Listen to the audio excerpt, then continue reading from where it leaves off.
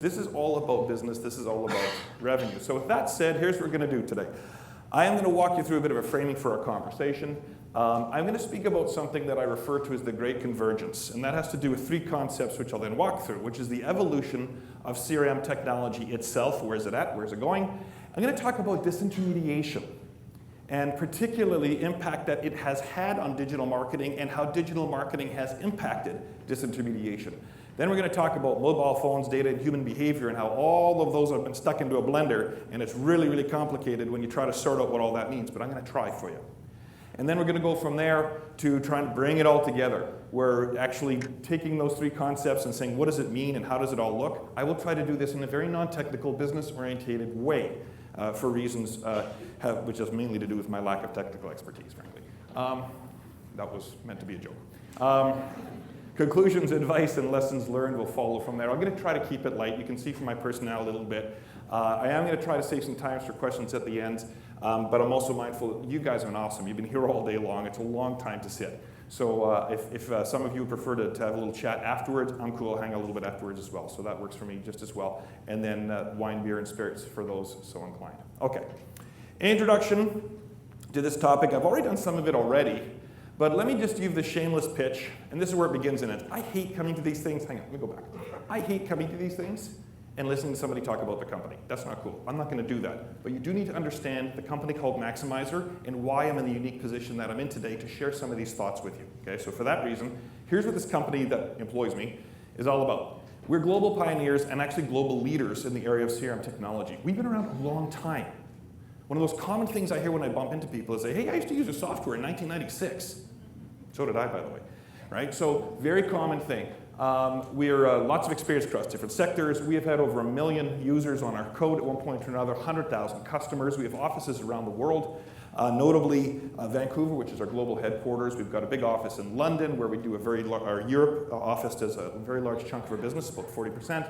And we also have offices in Melbourne, Australia. We've got these magnificent partners around the world, over 100 of them who are dedicated integrators of what we do.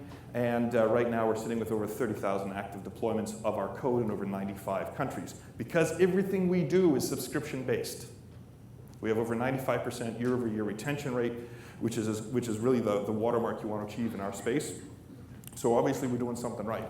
Now, the other thing to know, we're in the unique position, and this is why this is a fun conversation, is we're one of the few companies in the world that actually deploy our CRM software in the three ways of on the cloud, on-premise for those people who want to see the blinking red and green lights down the hall, as well as a private hosting environment if that is of interest to customers. And the access options are basically all of them at this point. A desktop through any browser of your choice, a mobile device, call it a tablet, and the full functioning mobile app as well to go with what we do, all of which now, of course, is centralized with the same database. So very cool stuff. Now, that's the pitch. We're done.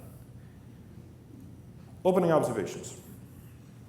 First of all, especially for those of you, the half of you in the room who are not digital marketing experts, who are not marketeers trying to figure out how to navigate in these waters, this is probably one of the most important slides you can see.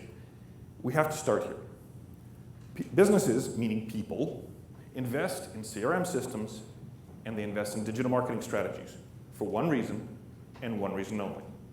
We get lost in it sometimes in our business. We start thinking about the technical whistles and bells and the functionality and integrating with this, coordinating with that. But at the end of the day, it's about one thing and one thing only, and that's driving more revenue. It has to do with wanting to sell more of your products and services, believe that you will do so more quickly, more often, and at a lower cost by making these investments. It's that simple. If you lose sight of this as a business person, you will be very disappointed with whatever dollar you spend. And if you lose sight of this as a marketer or a digital marketer, you're doing your clients a disservice. Secondly, marketing, for all of its fancy definitions, is really about just getting people to buy more of your stuff, whatever it is you're selling. Digital marketing is about doing the same thing using all these different options that you have available to you in the digital marketing space. Next observation, and this is where we start getting into the guts of this. IT practitioners have actually done a good job of understanding, deploying, and integrating digital marketing as it's evolved through the years and how it can fit into the broader business strategy, but it's still actually got a long way to go. As a defined, dedicated marketing practice and expertise, it's still in its early stages, which makes it a really fun place to hang out. Secondly, and this is something that I would suspect in this room, very evident from if I did a show of hands, is you can actually have a digital marketing strategy without having a CRM solution of some kind. And you can also have a CRM strategy and deployment without doing digital marketing. But both will be meaningfully sub-optimized, and you'll hear that theme throughout the rest of my remarks today. I'm going to try to show you how and why that is the case. And the third part, this is heavy lifting. There's nothing easy about this. So those of you who've been here all day and getting a little bit overwhelmed, don't feel that you're inadequate. This is heavy stuff. And there are people in this room who are experts at it, but they didn't become experts overnight. It is very, very heavy lifting, and it takes a lot of work, or as an organization, whether you're a small business, mid-sized business, or even here today from a larger business, this is a ton of work. All right, so let's get to one of the main thoughts I have on this whole thing. When it comes to digital marketing, in my view, it has evolved in the past 20 years, mainly the past 10, but the phenomena I'm going to describe go back 20, amidst three very meaningful phenomena. First of all, is actually the evolution more than the birth of CRM and related enabling technologies. And I notice it says CRM philosophy. That's very important because customer relationship management, deploying a customer relationship management system involves a lot of religion. I mean, you'll hear from people, I've actually, long before getting into the business with Maximizer, when I was running one of the last internet companies that I was involved in, we deployed a CRM system, small company, 35 people. We spent $600,000 on it, by the way, which is a lot of dough then, it's a lot of dough now. And part of the philosophy that we had to train the entire staff on was, if it's not in the CRM system, it didn't happen. The human behavior of this is always the biggest challenge. So I would point out the philosophy side of this has been a huge element that is worth understanding. Secondly is the disintermediation of the business supply or value chain. I'm going to talk about that. And third, there have been fundamental shifts when it comes to people, human behavior, our expectations as consumers, notably fueled by the democratization of data. Now, by the way, I should win a prize for using democratization and disintermediation on the same slide, just saying. Now, we're going to talk about both of those. I'm going to define them, don't worry. Notably fueled by the democratization of data and the power and the reach of these wonderful devices that I guarantee you every single person in this room has got with them today. Right? This is very, very different. So that has been, those things in combination have been very, very significant. Now the cool part is that digital marketing has been party to driving a lot of this change as well as being impacted by this change. So digital marketing's had a really cool perch through these three things. So I'm going to walk you through all of them and explain at the end how I see them all tying together into the kind of so what at the end of the day. So let's get at it. First of all, this is a very traditional definition of CRM. Again, this is one of the reasons I'm giving you the handouts if you're so inclined. It's both an approach and the technology needed to manage a company's interaction with current and potential clients. Next, it uses data analysis, and this is where it really started earning its keep back when it was first introduced, because it takes all of the history of all of your customers and endeavors to improve the business relationships with them, particularly focused on customer retention, because we all know it's a lot easier to keep a customer than go get a new one. So there's a big focus, whether you're in a subscription-based repeat business environment or a series of standalone transactions, you want to keep those clients for as long as you possibly can. And ultimately, at the end of the day, it's about driving sales growth. And when you buy a CRM system, these are the standard, what I would say are traditional elements or the benefits that you get sold. If that washes out a bit on the screen, my apologies, that one, it's not as easy to see. Enables you to know your customers better, retain all your information in one place, understand the value of each of your customers, produce a more effective targeted marketing efforts, improve your sales figures, and boost customer retention. That's the standard sales pitch of a CRM system. This one happens to be in Maximizer green. I'm sure that's a coincidence. Now, the evolution of CRM itself is an eye chart, which is why I'm not going to walk you through this. I am, however, going to give you Cole's notes on it and something that's a little easier to understand. Again, this is available in the handouts if you want it. Frankly, the slide bores me, so I did it this way instead. First of all, notwithstanding the turn of the century, where you had people, see, I owned one of these. I know I'm not the only one in the room who did. So when you break down the history, and this does matter. It's not just a walk down memory lane. I'm going to explain why this stuff matters in just a minute. But if you go before the turn of the 20th century, any kind of customer information was gathered and kept on pen, paper, and notepads. Around the 1950s, that unique device came out. Now, by show of hands, and for those of us over the age of 50, this is where we all get to feel old together. Who does not know what that's called? Okay, about 10% of you were willing to put up your hands. It's called a Rolodex. Thank you. You get a prize in the front row. And I'm not sure if you're over 50. I'm not going to comment. But Rolodex, it brought structure, and it brought managing content together in one place on our desktop for business cards and things like that. Now, in the 1960s, primarily fueled by big companies like IBM, they started to embrace computer technology, and the priority of that, of course, was centralized data management and repetitive processes, and the only customer information or customer interaction from these enormous computer systems of the day was, frankly, invoicing, something like invoicing, not much else. In the 1970s, the deployment of that technology began being available to smaller and smaller companies as like anything else. The cost curve began coming down, et cetera, never mind the advancements of those technologies. And then coming into the 1980s, you had the advent of this thing called a personal computer. And that enabled businesses, again, increasingly smaller one, to manage electronically the business and customer data in a manner they just hadn't been able to before. And that was magnified and accelerated by portable PCs, notably laptops, and the introduction of local area networks. Now, speaking of local area networks, this is where you began to see the desktop or related sharing of information around something they began to call contact management systems, including one produced by Maximizer back in those days. That allowed the sales process automation to begin. The term CRM was first coined about 1995, and by the late 1990s, there was actually a couple hundred of CRM companies in North America alone. Then some of the really big players got in the game.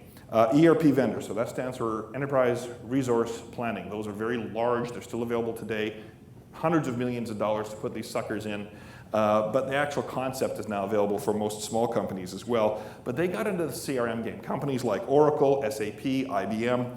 And that forced all the CRM firms who were in the business at the time to up their game and start providing more services, more functionality, which I'm going to touch on in a second, and more interoperability and more collaborative behavior with other technologies. Now, that, of course, was accelerated by this thing called the internet, which then forced what was then limited, I would say, mobile CRM functionality. Some of you will recognize one of the first BlackBerries that was there, fully internet connected, and it was that, again, that ability to start doing CRM in a handheld device. And then it's also around this time that one of the first SaaS products appeared. I threw up the Hotmail for Business eventually logo up there as well. So this concept of paying for access to a piece of software that you never install on your own premises, that was a very avant-garde thing to do at that time. Now, let's get more current. In the 2000s, and since 2000, you began to see huge consolidation because the dot-com bubble burst and the CRM community was hammered in the subsequent fallout. And you began to see interoperability with legacy software, especially those larger ERP systems like Oracle's, increase dramatically. And tons of acquisitions followed, including Oracle buying one of the pioneers in the space, for large systems anyway, called Siebel. And that was a very, very big deal back in the time. Now, this is where it starts dragging into the 21st century. Around 2007, you began getting the first cloud-based CRM system available. The reason that matters is it proved a concept around customizable capability for these kind of SaaS-based offerings, which we all enjoy today. So the functionality then began getting us very close to today's topic, which is integrating marketing campaign execution, pipeline management, custom development and retention, service tracking, and leads. So this happened. And this, again, was a huge game changer, which we'll talk more in just a moment. And now the whole cloud-based phenomena has taken us year to date, or current, if you will, where you see a phenomena now where you've got cloud-based SaaS and on-premise CRM systems all being marketed and driven in a different way by companies touching Amazon, or including Amazon and Google. And the reason for that is because they have changed how we deal with customers. And so they overlap all these types of technologies now. And we're going to touch on that just a little bit later, because they are truly leveraging digital marketing techniques in a global way. Along the way, you've now got this option as well. You've got industry-specific options available to you with respect to CRM. And the one that is a key takeaway for anybody who has some technology in their place of work today, which of course is all of us, is the whole concept of an ERP system, and I know we've got mainly small to mid-sized businesses in the room today, this concept actually still applies, even though ERP systems traditionally are those hundreds of millions of dollars. Basically, the point I'm trying to make here is that the primary data source, the nerve center, if you will, for traditional IT systems up until, I would argue, until only 5 years ago, was this centralized, industry-specific piece of code that drove your business. And around that, you bolted on different things. You had customer service, supply chain management, inventory management, financial management, human resources. If you're a smaller company, it probably came as an all-in-one package. If you're a really big company, each one of those little colored hexagons there would actually cost you extra money. And somewhere along the way, as I mentioned, the big players wanted to get in the CRM space, so what did they do? They developed a CRM module, right? And they bolted it on as well. What has changed, apart from the fact that none of them really talked about marketing or used marketing as part of their technology deployment, or deployed technology to contemplate marketing, take your pick. This is the big change that's happened, is you still have those same outlying functions that you require your IT systems to deliver, but what's changed is that the CRM system, not from a technical connecting of the computers to each other, not from that standpoint, but from that nerve center, that priority, what is driving the business. May not be the largest machine tucked away in the corner, I'm speaking metaphorically, but it actually might be the much smaller one which contains all this really, really important information. And this continues to not fully have digital marketing embraced, as I point out there. This is a huge shift as a business owner and as marketeers to understand the IT deployment within the various companies that we all work for. It shifted, or it should have. All right, phenomenon number 2. This is where I get to use this wonderful word, disintermediation. Disintermediation is a really fancy way of saying getting rid of the middleman. It ain't complicated. It has to do with the removal of traditional middlemen or intermediaries, if you will. So this concept isn't actually all that complicated, but it's a huge, huge shift because this is in an online world. This has happened offline in non-technology-based companies, non-internet companies forever. But look what this means. This is effectively removing the different parts and allowing a customer to deal directly as far back as a supplier, never mind a manufacturer, a wholesaler, call it a distributor if you want, or a retailer. So that's what the concept means, but in an online world, there's a couple of things that are of note. The first industries that were impacted were anybody involved clerks, hotel clerks, travel agents, banks, right? All those people had their jobs fundamentally changed. Music as well, Napster, for those of you over 40. Napster, iTunes, Spotify, all these are examples where you've eliminated, if you will, the intermediary, the middle person, the middle company involved in the whole thing, and going directly to a consumer. And then you've also, and I threw out this third bullet because actually there's an interesting footnote to it, banking, investing, and financial advice. This is actually one of the biggest concerns of the US Federal Reserve, is the amount of people and amount of companies who are investing money without involving the people who've traditionally involved. They're trying to cut out the fees, et cetera, and it actually is quite worrying for the US Federal Reserve. So not everything is a bright story here. Traditional companies, those who have been impacted by this concept disintermediation, they get one of 4 scenarios. They either get replaced with their online equivalent. Expedia is a great example. Travel agencies replaced with Expedia or Hotel.com, or Expedia is a bad example. They can fight back by making themselves digitally capable. They specialize themselves in some way to provide value that their previous value is deemed to be not needed, so they're taken out, so they specialize and find a way to get back in the equation by providing value, or they simply disappear. Very interesting phenomenon I want to point out as well, and this absolutely matters in terms of the conversations we're having today and tomorrow, is this notion of re-intermediation. These are all academic terms, I understand that. But basically this says that as some of these companies disappear or shift, new ones appear and new ones take their place. And I'll give you an example of one in just a second. There's lots of them. What happens in this whole phenomenon is that relationships do shift and new relationships start to happen. This is a very important one for all of you who are business owners or business people trying to figure out some of this stuff. This creates a channel conflict. When you remove the middle people involved in getting a product from where it started to the hands of a consumer, if you have existing channels, they're not going to be that happy with you. If you think about the local bookseller and the distributor that used to sell them books is now an agent of Amazon to sell books directly to somebody's home. That's not how it works, we all know that. But it's as an example, if you get taken out of that loop, if you because you now have the technology that enables you to deal directly with customers and you don't have to go through your valued partners anymore, maybe the value they're offering is not being seen that way by the customers as much, you're going to have some issues. So you're going to have to manage that and keep your eyes open. But on the internet, and this is kind of one of the neat things, disintermediation and that concept of re-intermediation, the insertion of new companies, new relationships between buyer and seller, this is now an established cycle that will never end. So one of the questions you have to ask yourself is where you fit into that cycle, whether you're one of the ones being replaced or whether you're one's taking the place of somebody else, or whether you're staying in your traditional role of the manufacturer trying to get a product to the end customer. So it's a very, very important point to notice in this whole thing. The other consideration for digital marketing people, and this is the bit that's a bit of a mind bender for a lot of people. Lots of great concepts have been discussed today. Lots of really high-end technologies, really sexy stuff. But you know what? The psychology around how all of us buy, around this whole concept of the customer journey, psychologically it hasn't changed. We all still have to go through, this is the AIDA model here, the awareness, interest, desire, and action. We go through that process, every single one of us, when we decide we want to buy something, or we think we might, right? It's a variation of something else called the hierarchy effect, which inserts 2 or 3 more steps in here. This one's a little bit more simple. But that hasn't changed psychologically. And I think sometimes as business people, we forget that. So again, those of you who are being introduced to some of this for the first time, these are one of the things I like to cling to, is the basics haven't changed in the human behavior. But with digital marketing, what has changed is your ability to differentiate yourself.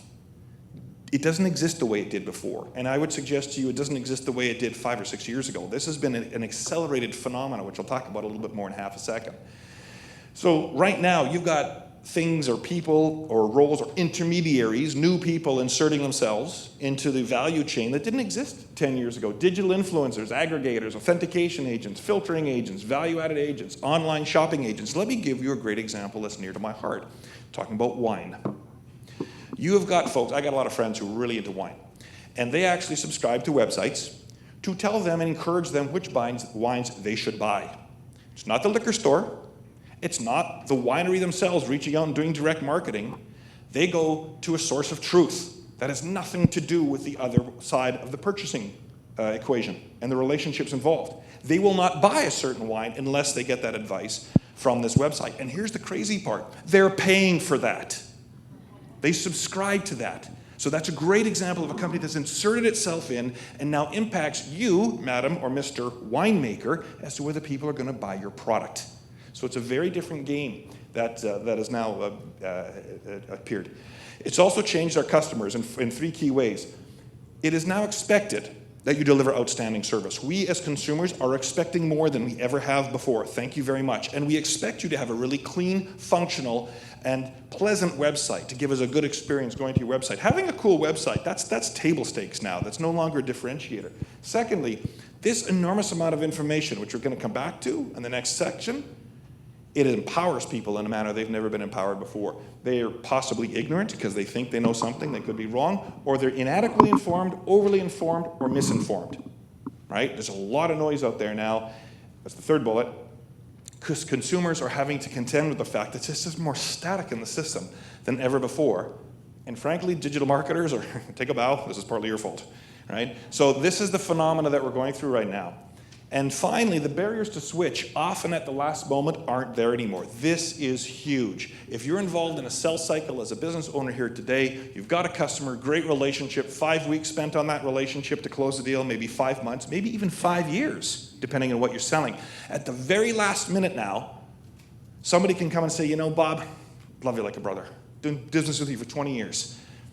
I'm afraid I'm going to try out the competitor just to see how it goes. Don't be mad. And you're sitting there going, you kidding me?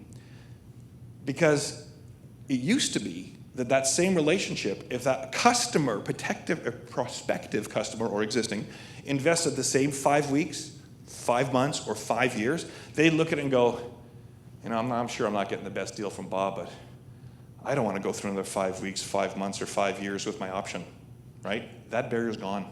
For many, not all, but many industries, that has gone. So this is a fundamental thing that as business owners we need to get our heads around when we're engaging the brilliant digital marketing people who are in this room today. These are the things that we need to think about as business people. Phenomenon number 3, mobile phones, data, and human behavior. This is a bit like I said. This is where we throw all these guys in a blender, and you get a really interesting smoothie coming out the other end. First of all, data democratization. This is a fancy term that means something very, very simple. This is the process of making data, first of all, accessible and understandable. Secondly, to everyone. Data has been power. Knowledge has been power for centuries. And in the last 15 years, those doors have been kicked wide open, and everybody's welcome. Not just specialists or leaders have access to near complete information if they're willing to go get it, without gatekeepers, without silos, without filters in many places, when they want it and where they want it. Now this is a big deal, especially when you start combining it with mobile phones. Because what happens now is you're in the age of transparency. And this is definitely in the case of our friends in the room who are millennials, anyone who's kind of 40-ish and under, 35 and under, definitely 25 and under. This is about finding the truth and sharing it. That's the age of transparency that we are in. There is now this ability to self-select your news sources, information collected, and where you get it. And if you don't believe that, let's just talk about Donald Trump for a moment. If you are a fan of CNN, or let me back that up, if you don't like Donald Trump, you will get your news source on what's happening in the United States of America from CNN. You will not go to Fox News. Why? Because Fox News doesn't tell you all the critical things about Donald Trump. It actually talks about maybe some good things he's doing. And if you love Donald Trump, you are not going anywhere near those heathens at CNN, because they say only bad things about your president. And the only place you can get some reasonable reporting on some of the good stuff he's doing are the brothers and sisters at Fox News. That's how it works, folks. And the challenge is for all of us is we need to make sure we're going to those websites and news sources that we don't agree with to make sure we don't get caught in our own little bubble, because that's very dangerous stuff. If you don't believe that, spend an afternoon on Twitter. So, as clearly some of you have. All right. So, the self-selection, very, very important. Again, this is in the context of trying to sell stuff. Much as I enjoy my Donald Trump example, this is always in the context of trying to make money, selling more of whatever it is the half of you in this room are selling today. Here's another thing that didn't exist before, feedback loops. You now get access to the opinions of previous consumers. Were you or were you not a good company to do business with? Oh, and as you've heard today, it's more than about your product and service. It's about your brand, your integrity, your value system, who you are as a company and who you want to be as a company. That stuff matters, again, especially for the under 40 crowd. And for those of us over 50, they're the ones with money right now. So this matters. Now, next. What else do we have to talk about? Brand consistency, the point I just made. This matters across all the different touch points. It matters a lot. And it's really easy to trash your brand with one bad mistake. Ask the Bank of Montreal how it's going this month. Seriously. The fact that all of you giggled at that, tell me you know exactly what I'm talking about. I didn't need to say any more. Right? Horrifying stuff. Terribly handled. Terribly handled. Trashed an institution that's been around for, I'm guessing, about 175 years in one day. One day, right? Well, technically it was a week because they didn't respond fast enough, but one day. Next, here's the reality that we all have to deal with as business people, including guys like me who are trying to sell CRM systems. 60% of our customers begin their product research with one or more search engines before even coming to my website, or yours for that matter. The other thing is, 10 touch points are taking place by customers in order to establish trust and to purchase for a business, and they often go to 10 to 20 different resources to check reviews, do you want to do business with a maximizer or not? Social activity and how a business is dealing with customers. So you're getting checked up on. Again, remember what I said about the volume of information. It may not be true, it may not be complete, right? But that's the playing field that all of us have right now as business people.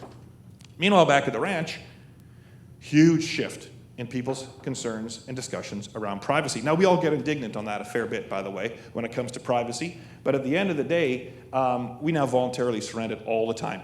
My kids, I have a 20-year-old, an 18-year-old, and a 16-year-old. The middle one's for sale, if anyone's interested. But we voluntarily, but he said to me, same 18-year-old, proof that God has a sense of humor, he actually said to me at dinner a few weeks ago, he says, Dad, because I'm one of these guys when I'm on my phone, type in a password, and it comes up and it says, do you want your phone to remember your password? Okay. I was brought up in the IT sector. I was one of the first companies in the business of virus scanning, et cetera, so I'm naturally paranoid about these things. So I always go, no, because frankly, 4 seconds to type in a password, I'm good with that. I'll keep them here, thanks very much. My son looks at me with utter disgust and says, Dad, sooner or later, you need to trust your phone. To which I responded, good luck paying for college. Now, so we have taken this approach on privacy where we voluntarily surrendered, and we have embraced this. We've embraced it with trust and awareness. We do it willingly. And our tolerance for our personal and information being known and our online activity being known has gone way up. Okay, I'm a child of the tech sector. I grew up in the tech sector. I was there through both dot-com bubbles. I survived, thank you very much. I went through all this, and people were paranoid about anything being put out onto the internet. Now those days are over. And finally, I love this line. In the war between privacy and convenience, convenience is winning. Just ask Alexa and Amazon. Okay? We've all heard the jokes, and I wish actually, now that I think of it, I won't do this joke justice, but I got to see a little comment like this sent to me the other day about how the fellow who sent it said, my wife and I were debating about how we don't really care about stuff on the internet anymore and comparing how it was about 10 years ago, and we laughed and laughed, and my kids laughed, and Alexa laughed and laughed. So you get the joke, right? So that's where we are, but also, while that's happening, our expectations as consumers has gone way up. It's changed. It's gone up, yes, but it's changed fundamentally. The reversal has taken place with respect to purchase options, knowledge, and flow. So I'm giving you two examples here. This is meaningful stuff. First of all, positive home purchasing experiences are now driving the office work expectations. I love this example. This is a true example. A pal of mine phoned for a pizza, it was Domino's or one of the big chains, answered the phone. Hello, Mr. McCarthy, how are you doing? He says, I see that last time our pizza was delivered to you late. Let me apologize again for that fact. I noticed that you normally order pepperoni, mushroom, green pepper, medium on brown crust. Is that what we can get for you today, sir? He says, yes, perfect. We will get it there in 28 minutes because I can see the driver load right now. You will not get a cold pizza today. Thank you so much for doing business with us. Goodbye. Not bad. That's pretty cool, right? Go to work the next day. Got to buy some aluminum struts. So I phone my supplier. He says to me, hey, Bob, how are you? Good. I want to get some aluminum struts. He goes, how many? I don't know. What are you building? Where do you want them sent? Well, you got my address. How many did I order last time? I don't know. I have to go look it up. Right? So your purchasing experiences in home are raising the bar in terms of what you're expecting at work. That is a reversal from 20 years ago, for sure. Here's the other one. And I'm actually my own poster child for this one. For the second time in 3 years, I have bought a laser printer at the office because I had the same one at home and it worked so well. So think about that for a second. I've always had a laser printer at home since they first came out. HP, the little guys, they were great, little personal ones. And the first time I bought one, it's because I had a couple at work, they worked so well, I said, I'll buy one for the home office. That happened until about 5 or 6 years ago. And now I'm buying one at home and I'm taking that technology into work. So those shifts, and that's just a specific example, but the concept applies across the board. So this has changed, and I would suggest to you it is a permanent change, especially when it comes to the awareness journey, which is, if not the next slide, the one after. Oh, turns out it's this one. Okay, so I showed you this at the beginning. You're going to see this 2 or 3 times more today. This little slide across the bottom, this awareness, interest, desire, and action. That is the purchasing cycle we go through as human beings. The awareness journey, which is the very first one, this is how this has changed. And for all of you who are selling stuff, this is where the rubber hits the road. You want a jacket? This is how we used to do it. You decide, you go to the store, you compare brand and price, maybe you go to another store, and you buy the jacket. Now, this is where I start the blender, if you will. Introduce this thing called a mobile phone. Let me remind you that in the pocket of every one of you, or the purse or the jacket, this little device has approximately 2 to 3 times the computing power that launched the first space shuttle. That is not a joke. Okay? We all carry that kind of computing power on our person today. Well, what does that mean for the person sitting at home? Same person wants a jacket. First thing they do, hey, Google, I want a jacket for Vancouver or Nanaimo. By the way, same weather, thanks for the rain. Google for a jacket for Vancouver. What happens? Well, Google comes back with the ability to compare brand and price online, research reviews on the brand, on the retailer, et cetera, et cetera. You may go to another online store. You may go to the physical store. While you are at the physical store, you pull out your phone to see if there's any other sales for the same jacket in the mall you've decided to go to. This phone never goes away as its impact, and then ultimately you will buy the jacket. That's scenario 2. You know what scenario 3 is that's increasingly happening? Buy the darn jacket from home and have it delivered the next day. Big shift. And this is where that democratization of data, the mobile phone, all this stuff comes into play at the same time, right there buying a jacket. Now, let me bring it all together so we can get you people focused on a glass of wine. First of all, I talked about the great convergence. Let me remind you what I meant by that. Those three phenomena: the evolution of the CRM, the disintermediation of the, I just like saying that, frankly, it's taking out the middleman. Third, the democratization of data combined with the change in consumer behavior, combined with the power and frequency and the prevalence of everybody carrying a mobile phone. Okay.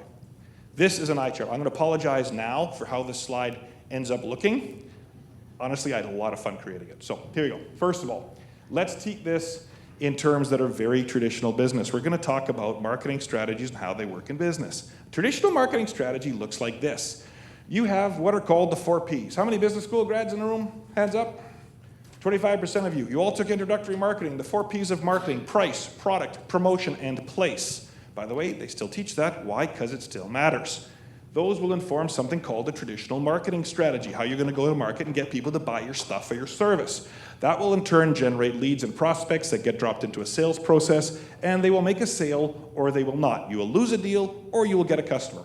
That's the way it's always been, but now it's changed. Let's introduce the concept of the CRM. What happens?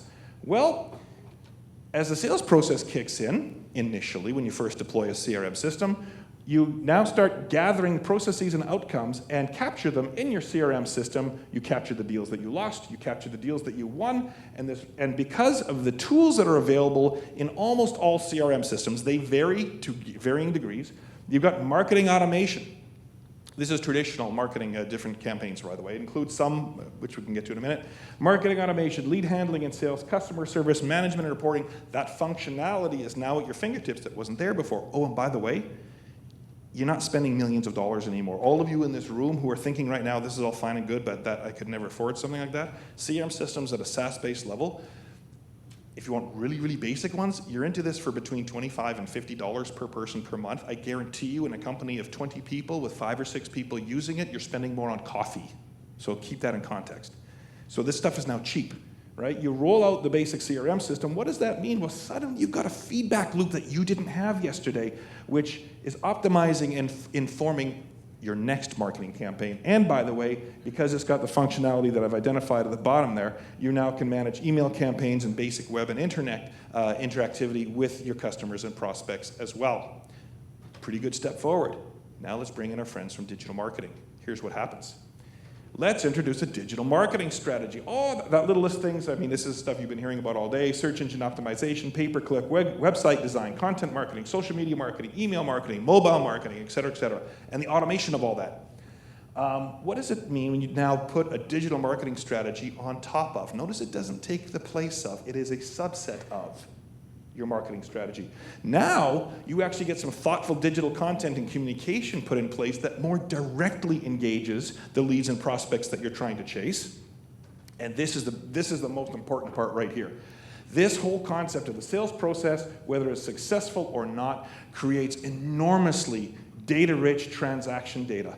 It is created through this. It is tracked and captured at every turn, every click. Did you click on the blue button versus the green one? Why? Did that change? These metrics, everything you've been hearing about, especially from the previous presenter, this kind of stuff is now being tracked and captured. And the behavior-based targeting that's been done by your digital marketing campaign is now captured by that CRM system. They integrate, they talk to each other, right? They never used to, but that acceleration has taken place, especially over the last 5 to 7 years. And that in turn not only optimizes and informs your traditional marketing approach, but now identifies opportunities in advance, including this really cool thing where a lost deal, they call about remarketing, right? Where you're basically taking a deal that you have lost, you understand why you've lost it, and within a certain period of time, according to a schedule that you've decided to adopt yourself, you then actually go at them again and say, hey, listen, I know we weren't successful last time. Let me tell you why you want to talk to me this time. And again, this is, I'll make this slide available for anyone who needs an eye chart. Now, let's look at this very quickly from a functional standpoint, and then we're going to start bolting for the finish line. From a functional standpoint, the real power, this is where I start getting to the aha part of this whole thing. The real power exists in using a coordinated digital marketing strategy with a comprehensive CRM deployment. And let me remind you, I'll say it again, it's work. It's not easy, right? It's absolutely worth it, but it's work. And then especially if you integrate that across all other IT elements. This at the bottom is a prettier, cleaner version of the previous slide. It basically says get these things using back and forth data. Not quite as simple as that, but close enough. The digital marketing efforts will generate leads which have to be assessed. They have to be nurtured, segmented, and appropriately pursued. That is relationship building. That can only be driven by a customer relationship management system. Whether you deploy the technology or just do the practices and the philosophy, doesn't matter. Call it CRM, it's in the same basket. Right? Digital marketing will not on its own do those things for you. They have to be in hand. The CRM, in turn, is able to provide a very, very valuable hub of information around prospects, leads, and clients that'll give the digital marketer the insight that he or she needs as to what content and communication should be going out going forward in order to provide, as it says, the relevant and valuable content and communication to the recipient. You've heard lots today, you hear more tomorrow about how specific you can be. Somebody has to orchestrate all that, and by somebody, I mean technology, and it all has to, at some point, return to that broader ecosystem of CRM. Okay, so where do we wrap it up? Here's how. First of all, much is to be gained by planning and integrating the two strategies of CRM and digital marketing. It is the only way you will truly optimize a digital marketing investment. Why? Because a CRM does three key things. It segments your customers by geography, by needs, by type. It tracks the results of the digital marketing efforts with increasing precision every single month. We're making modifications to our code. Our 2020 release is huge, right? So is 2019. So will 2021. There is no finish line to excellence in this business. So with increasing precision, and it informs the go-forward digital marketing opportunities, again, on an increasing basis. These things are getting smarter. And here's the bottom line, it's kind of the bad news side of it, is that if you embark on a digital marketing strategy without a CRM, you will forgo the potential. The data analytics is really where the rubber hits the road on this, and that ability to embrace that and wrap your arms around this incredible volume of data is really where the value comes back. So at the end of the day, customer experience, notice I capitalized the C and I capitalized the E. It's one of the few differentiators left. Everything else has been commoditized. Everyone's got that good jacket. Everyone's got the type of fleece that you want. Everybody's got the reflective panel on the sleeve that you want. Everyone's got that special zipper that's a little bit more rainproof than the next one, right? There's always going to be somebody who's going to match you for your product and service. The customer experience is increasingly becoming the domain where you can compete. The pizza example I gave you, right? You think I order my pizza anywhere else? Right? So it will often now determine if the sale takes place. So this, what I refer to as the full customer experience, is also, so I want to make sure we connect these two dots fully. The customer experience is the domain that is left on which to battle, as everything else increasingly and on an accelerated basis becomes commoditized. Given that that's the case, this whole customer experience is the same place, that same pivotal battleground is actually where digital marketing and CRM certainly overlap, certainly integrate. This actually says there's a handoff. I don't like using that word because it implies that kind of you dust off and let the other one go. This is where it all happens, and this is why it's so important, why this presentation topic was selected, because you can't separate these two in the long game. You can't do it. So you have to be able to leverage data, and thus a digital marketing strategy absolutely requires a CRM. You've been a wonderful audience. I'll take some questions if there are any, or you can head for the bar. Thank you, folks.